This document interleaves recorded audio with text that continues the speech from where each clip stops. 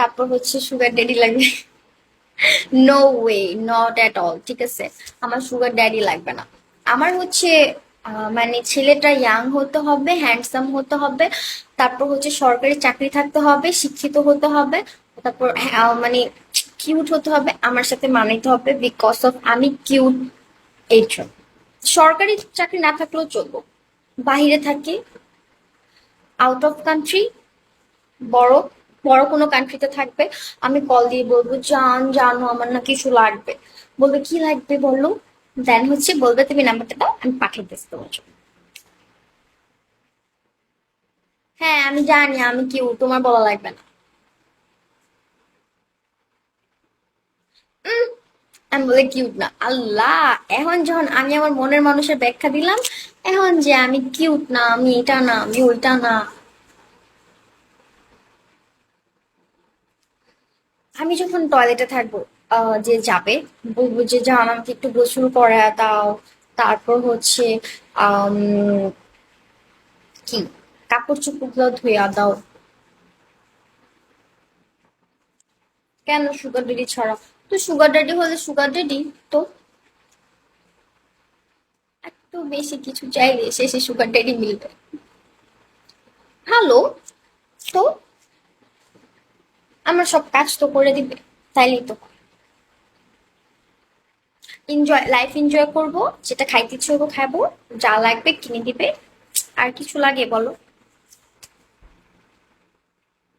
উম না, আমি কালো ছেলে পছন্দ করি না। আমি বলে এত কিউট না, আল্লাহ। এমনি, ঠিক আছে, তোমার মধ্যে একটা মেয়ে পেতাম, তাহলে মাথায় তুলে রাখতাম। ও আচ্ছা। আমার আমার হচ্ছে নতুন কোনো রেস্টুরেন্ট ওপেন হলে যাইতে ইচ্ছা করে। তারপর হচ্ছে সবার ফুড ব্লগিং দেখে আমারও খাইতে ইচ্ছা করে। আমার মনের উপর ডিপেন্ডেন্ট, কখন কি খাইতে মন চায় আমি নিজেও জানি না। তারপর এখন তো কি, কি বলছে আমি দেখি নাই। কি ভালো থাকবেন, গুড নাইট। এই বললা না যে কি বলছে? হ্যাঁ, এখন আমাকে ডাইনির মতো লাগে, ঠিক আছে। আর যখন আমার বোর্ডে আসো,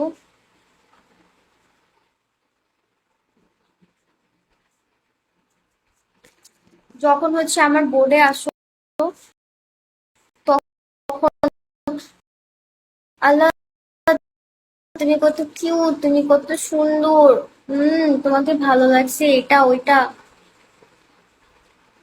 ঢাকার আব্বাসি ভাই আছে, যাও ওনার কাছে। সত্যি? উনি কি আমাকে নিবে না? ওনার সামনে এমন অনেক মেয়ে পড়ে আসছে। আহ থ্যাংক ইউ ভুতু। আমি জানি তুমি আমাকে কেন তো পাম দিতেছো, পাম দিয়া লাভ নেই বুঝছো। পারলে 10-20 হাজার টাকা দাও, পাম না দিয়া। বেড়ে আমার নিব না তো। দেখমু যে বেটার কোনো গার্লফ্রেন্ড আছে বা বেটার কোনো বউ আছে, ঠিক আছে, সব ওনার কাছে পাবা। না গো, এই শুনো, গরিব মিসকিন, আমারে নিবে না উনি। জায়গা এরকম, এরকম কপালে যেন